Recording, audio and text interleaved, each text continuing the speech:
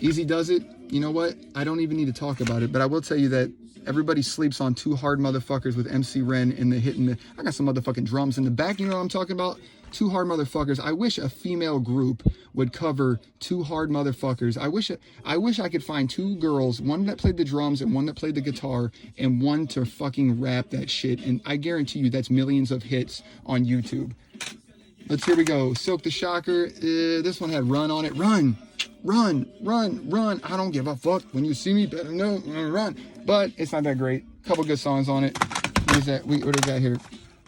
We got Murder Was the Case soundtrack. That's a classic picture of Snoop. He still looks exactly like that, only slightly older.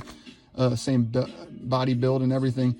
We already know there was some amazing songs on this CD. We're just gonna start stacking them in here. Be Legit, Hemp Museum. Got a couple classic tracks on it. This is from 97, 96. What year is it from? 96, in the city to city, would you come and swoop, baby? Look how fucking high this guy is. I mean, look, dude, his head looks like a slice of bread. Look at it. I mean, Be Legit was an ugly ass dude, but he is so. He's at the Hemp Museum, guys. I mean, there his eyes are pretty white, but that picture they took of him there, I mean, holy shit, he's high as fuck. Twister, Adrenaline Rush. Twister's one of my all-time favorite rappers, even though he's got the Bill Cosby sweater on right there. He's talking super duper fucking hard in this. I think smoke comes out of his mouth in a couple of these. He's rapping so hard. Adrenaline Rush, amazing. Overdose, amazing. Death Before Dishonor, amazing. There's so many amazing ones on here. Emotions, amazing. Here we go. Cain and Abel's second album. A couple of good tracks. It features 5,700 people from No Limit. I'm My Brother's Keeper. It's all right. Magic, rest in peace. This album's great. He had. Hold on, buddy. I'll be up in a minute. I'm doing a video. He's got the LeBron James hairline receding, but unfortunately, Magic's on. Well, before I get into the unfortunate story, Magic's in one of the hardest songs of rap written of all time, which is Down for My Triggers on Snoop Dogg's album.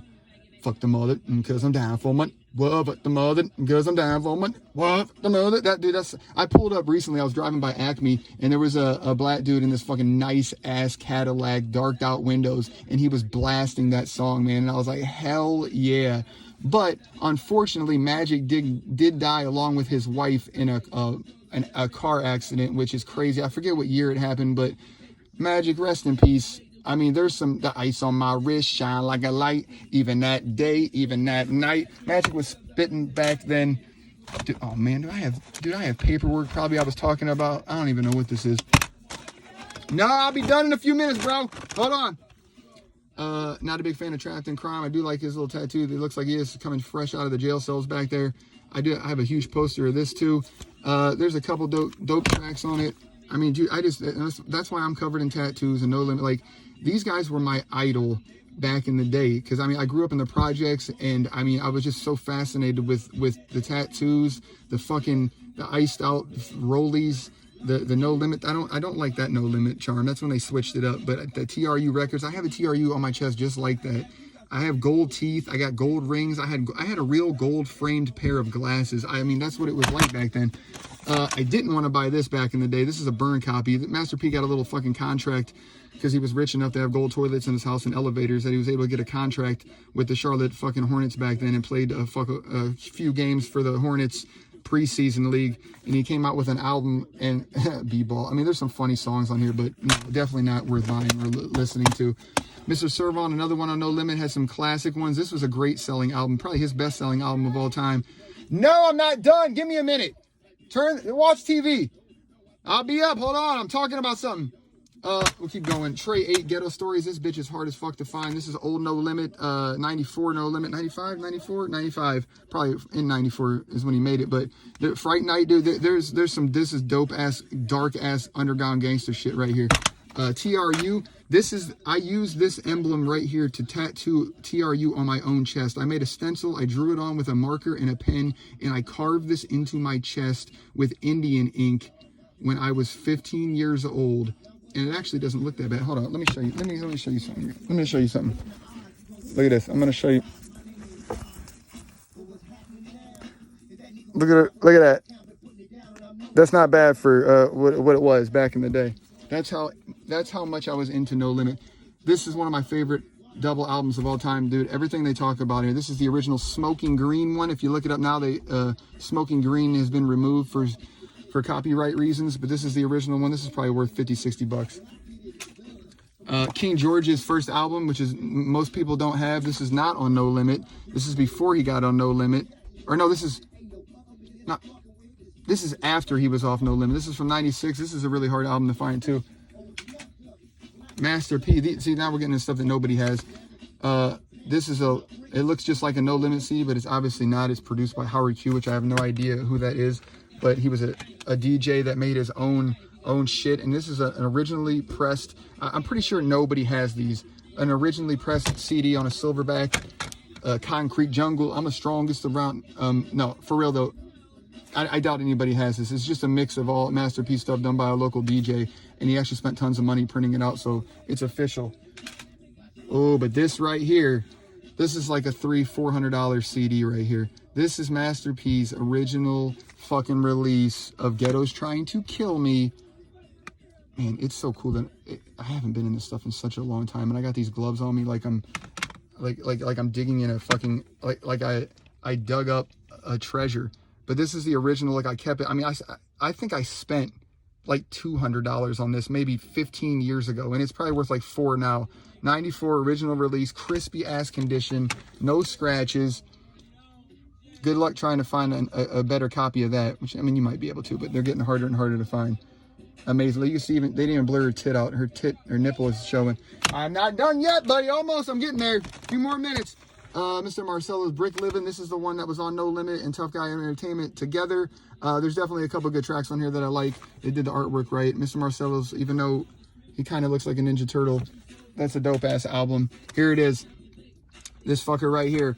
When this came out and I heard Down for My Ends featuring C Murder and Magic, I mean, I wanted to go break my fist through a window and just fucking, I mean, I wanted to drive dude, that song is the hardest fucking song ever written. Well, not ever written. Honestly, the hardest song now probably ever that I've ever heard recently in the last whatever is probably Chirac by Montana 300. I mean, everything that man's saying in that is a banger, and whoever made that beat is a goddamn genius. Here's Moby Dick, Gangsta Harmony. All these albums are hard to find. Look at that. That's pretty dope, dude. The artwork. He's playing the fucking keys with their guns. I mean, dude, they took so much time in creating this. That's why I was such a fan of it. This album's got a couple decent tracks. I wasn't a fan of Moby Dick. Not even the book.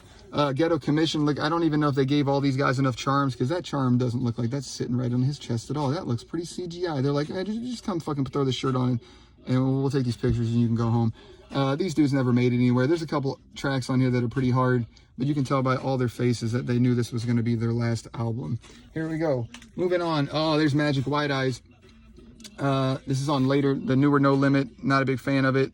There's a couple alright tracks on here, but nah. Not. There's Sonia C, Master P's wife back in the day, his early wife. He put her on. Obviously, this is some gangster shit that she did. This is from '92, so this is old No Limit. And then apparently, you know, like I said, I think King George slept with her, and that's what broke up the thing, and he moved, and everything happened, and they started a different No Limit. There's Magic, Sky's the Limit. This is a great album. I used to love Magic a lot. I liked his raspy, graspy voice. Ghetto Godzilla. If you listen to that shit now, this song is funny as hell. Who am I? The Ghetto Godzilla. Silk the Shocker. Now this shit is hard as fuck. Almost done, buddy. This they got the parental advisory covering up his gun, which I wish they would have just kept the gun back in the day. But I remember listening to this on I would listen to this on the bus ride to school every day. And Only If My Nine Can Talk and Mr. I mean, there's a ton of No Limit Party is amazing. Only If My Nine Can Talk is hard as fuck. But this is back in the day. This is '96. Silk's first album. I do like this album, even though he raps off beat. Like, it's insane. Like, you really have to. Rapping is like drinking different beers, like IPA beers and this and that. Like, you really have to find your flavor. Even though I'm not that big of a fan of Silk, he did have a lot of good verses and a lot of albums. But I only ended up, because he's part of TRU. He's one of the, Master P's brother. He's part of, so yeah, I had to listen to him. But he does go off beat a lot. But this album is nice. He gets, rest in peace to Big Ed. Not this album's okay. There's maybe one or two decent songs on here. He did pass away from, I think he had colon cancer or something real unfortunate, very young. But he was one of the original members from way back in the 90s. I mean, Big Ed was around for a long time. Look how young and healthy he was there. And then just to die, 5 years later after this, that's so sad, man. That's why you got to take life for what it is. And the way times are going now, man, with 2020 and fucking coronavirus and all the black on black crime and police brutality. I mean, I'm a white dude, and it doesn't matter what color. When it comes to rap music, I'm almost done. I mean, I try to be a good dad, a father. I mean, I teach my kids well, but like, it's about appreciating music, man. This is just my rap bin. I have rock music. I have everything. So to appreciate music back then, right nowadays, it's so hard for me to find something because there's so much social media. There's so many ways to get famous now. There's 8 billion rappers that you can, I mean, there's going to be good rappers everywhere, and you'll never find them because it's too easy to get noticed. Back then, you had to sell albums out of your trunk, and you had to go places to get stuff. Like, you really had to, for living in Akron, Ohio, back in the day in the early 90s, late 80s, early 90s, for me to get any Bay Area stuff like E40 and all that, those dudes were not out over in Ohio. Like, it was really hard to find that stuff. My dude Maurice got me hip to, no, I'm not done, bud. My dude Maurice got me hip to E40 way back in the day. I wish I could find him. I tried to find him on Facebook. He was one of my best friends, got me into rap when I was like 8 or 9 years old. One of my best friends for a few years, and he moved away, and I never saw him again. Here's the re-release of Ghetto's Trying to Kill Me, where they blurred out King George, because he left the group and moved on to do his thing. Blurred out her boob. This is the 97 repress of it, which is still worth money. Steady Mobbin's first album from 97. This one I do like. Look at that. They got the fucking crime scene. Look at this fucking guy. He's like, man, what's this guy doing? Fucking stupid ass. They called the fire department out to look in the truck. They got some more CGI going on over there. These cops, that might be the same guy that's over there. But Steady Mobbin, featuring all the people. This is 97, so this is still before No Limit was really, really big. 97 was like their year of coming up, and 98 is when Master P went crazy and opened up his own bakery and started fucking baking out CDs every fucking month. They were like a pair of Jordans are now. Every day there's a new colorway. That's why back when we were growing up, there was 2.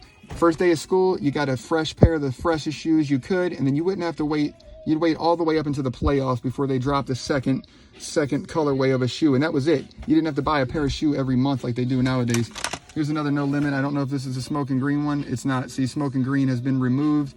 Still, this is one you'd find now if you go buy it, but Smoking Green's moved. Another Mia X on Ladylike 97. This is her second album, I believe.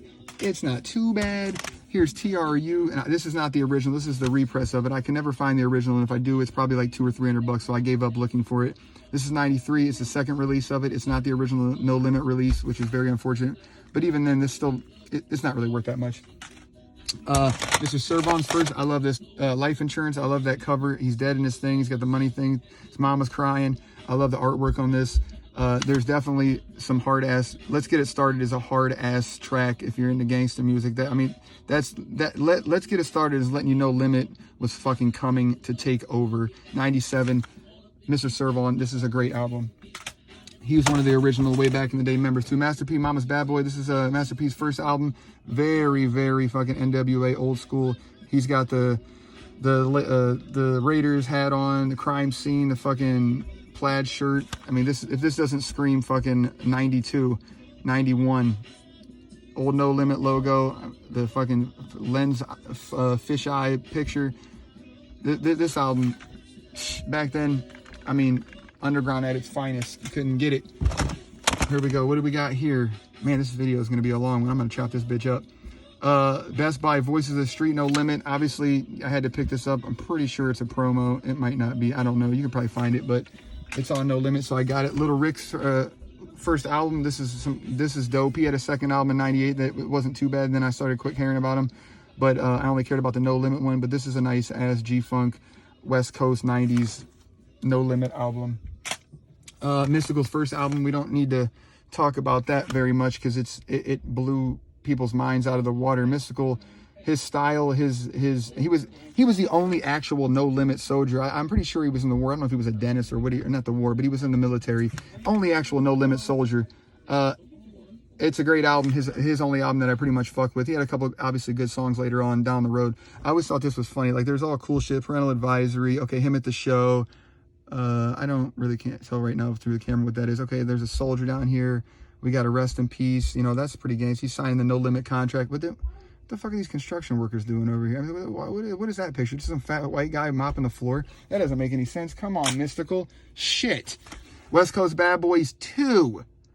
This is from 97. I mean, Rip Tupac is on this. This is dedicated to this is a great album as well.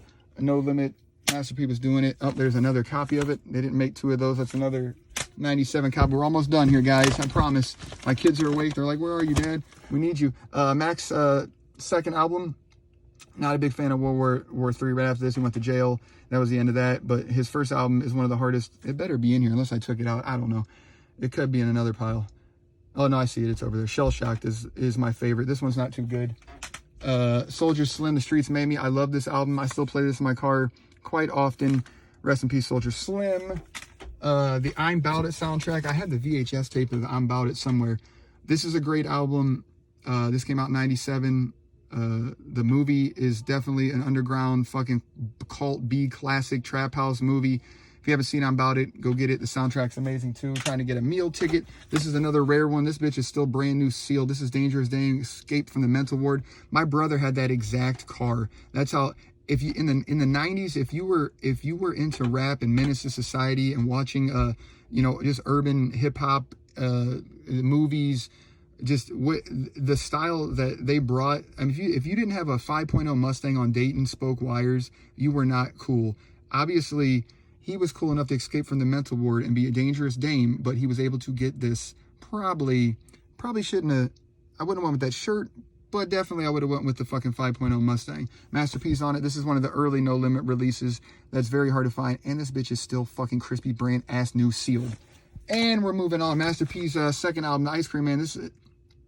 This 96, definitely a banger. This is where he started getting noticed by tons of people. There's enough songs on here that you definitely need to pick up Ice Cream Man. Because if you're going to get to know No Limit, you got to know Ice Cream Man.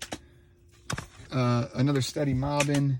Snoop Dogg, The Last Meal. This is that's a good Snoop Dogg album. Wait, is that you know, obviously that's when he was on No Limit, so I mean that's why that's in there, but it wasn't autographed by him either. What is it? South Park Kenny's Dead. That's pretty funny. Master P, No More Tears single. King George, some solo shit where I think he's, oh, this is True Play, like like that right there. That was the shit back in the day to have that.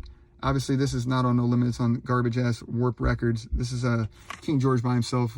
King George is not the best rapper of all time, so I never really fucked with him that much. Mia X's first album, her EP.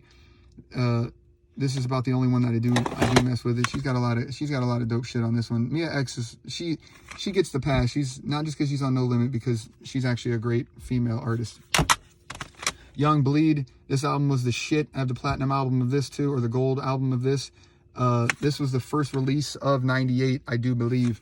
And I remember going to school. This was the first No Limit album of 1998. And I listened to it and I said, man, Young Bleed is on some shit. I mean, how you do that, how, my mouth is getting dry as fuck. How you do that is listen to that song and tell me that beat is not a banger.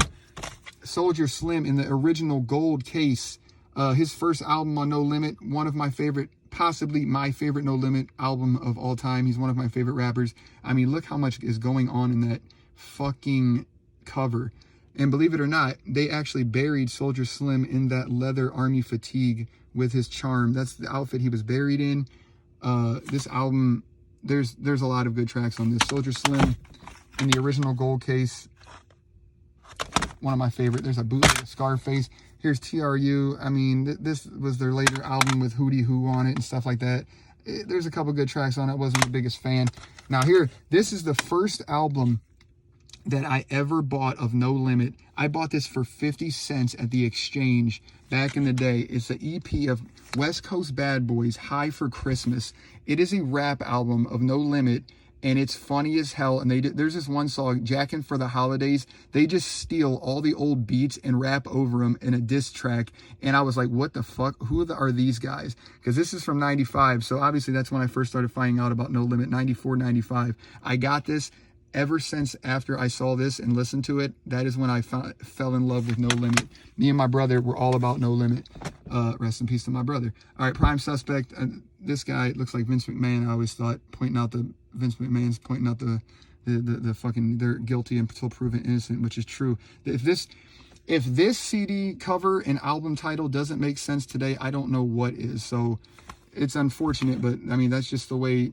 It's never going to change. It was like that back then. It's going to be like that forever. And there's no, I mean, us talking about it, me talking about it now only is going to keep it in the limelight. But Vince McMahon, don't do him dirty like that. You're a billionaire. Mac, this is the most well-written No Limit of all time. Mac was, I mean, he was Little Mac back in the day with Cash Money, and Manny Fresh produced, that's funny, Midget Mac. Go look him up when he was little. That shit's funny, the video when he was a little kid. But when he came to No Limit and this came out, I mean, you can tell he is spitting hard. Like, he was the most lyrical No Limit rapper there was. I mean, Soulja Slim was up there too, but Mac, he's got that little weird fucking, he must be cold. But this is one of my favorite albums as well. Here is a rare No Limit collection. Wait, no, this isn't the rare one. That's not the promo. We're almost there, guys. Oh, there we go. Here's the Real Untouchables. I'm probably missing some of these CDs. I probably have another box somewhere. So this is just funny that I'm even going through this stuff, and it's taking 2 hours to go through it. TRU's first album. Is it their, not the, this is their second album from 92. The other one, the one where they're jumping over the fence, was their first one. But this is a classic album. They got their ski mask on, ski mask off. They're the Real Untouchables.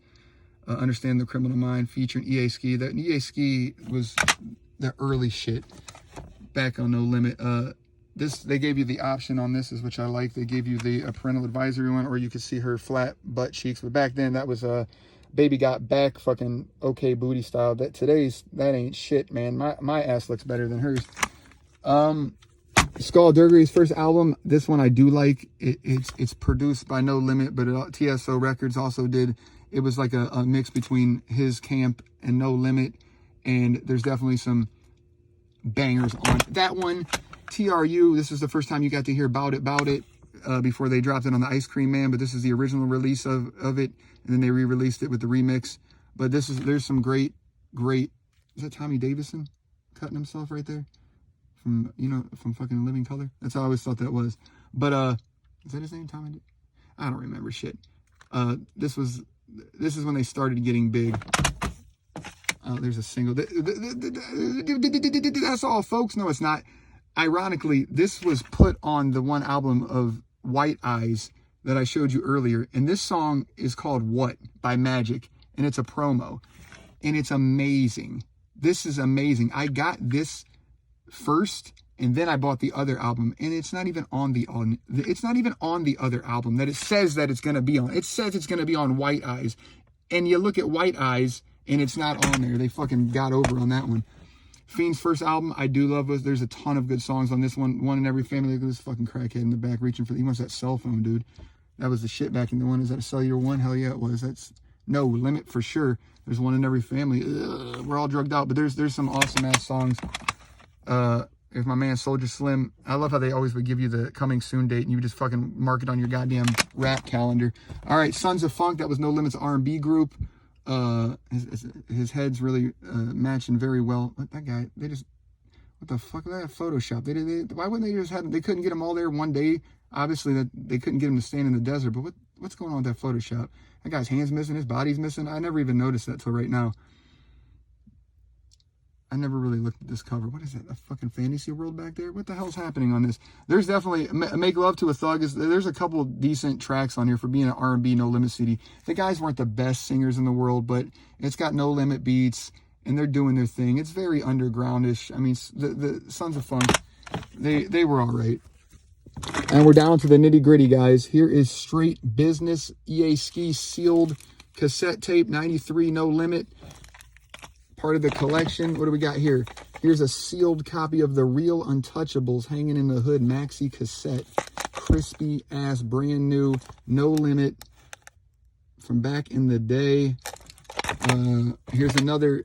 Is that one sealed too? I think I remember I bought these a long time ago before they started becoming out of print and ungettable. They're all original. Master P single. What year is that from? I don't know. It's old as fuck. This has to be from 92. Something like that. I mean, look at. All right, we're almost done here, guys. This is an original 1993 Rally Rel CD featuring EA Ski, No Limit, 93. Crispy as fuck, brand new. I bought all these way back before I knew they were going to be hard to find. Here's a brand new copy of the single of Tell 'Em What's Going On by TRU. I mean, this shit is really rare. That one's not sealed, unfortunately, but it is on No Limit. This is the early stuff. There's a couple of these CDs or these cassette tapes that I don't have. There's obviously a lot of, well, there's not a lot, I wouldn't say. There's a few, that probably 5, 6 albums of things that I don't have. I kind of went out of the way to try to get these little cassette tapes. I tried to get the CDs at first, and then back in probably 10 years ago, I was like, you know what, I'll try to start collecting all these tapes. But the first TRU album, which I don't have, I forget what it's called, Criminals Understand That, I don't remember what it was. It's from 1990. It's so hard to find. One came up on eBay like 5 years ago, and I should have bought it then, and I couldn't, and I'm never going to find it because it's the original cassette tape, and you're never going to find this shit anywhere anymore. I mean, look at this. This is a brand new Master P. I don't even know does Master P even have this stuff? Jacker of all jacks, brand new, sealed. I mean, this is the stuff he was slanging out his fucking trunk back in the day, and now it's 30 years later, fucking 30, a lot longer, and I mean, I'm keeping it. This is legit a rap time capsule of No Limit and 90s gangster rap. Here's a Master P, Trust Nobody, brand new sealed single from 93. I mean, look at the artwork. Like, this shit, he was so ahead of his time, and that's why Master P became one of my idols and mentors of rap. I mean, the production, what they put in, the way they were making the beats. Like I said, I love rap in general. I listen to all rap. I still listen to rap, and I'm going to be a 40-year-old man pretty soon. So here's another. This is the Christmas in the Ghetto. We don't need to talk about it. It's No Limit. But overall, man, I'm so glad that we got to go through this. I'm going to chop this up and put it in. I mean, I haven't looked at these albums in such a long time, but all the CDs, we went through the fucking time capsule of rap. I'm going to chop this up, put it on as the time capsule of rap or something like that. And hopefully you guys watch it, and hopefully you like talking about rap with me. But it's Matt from the Merkins, and I'm out of here. Thanks, guys.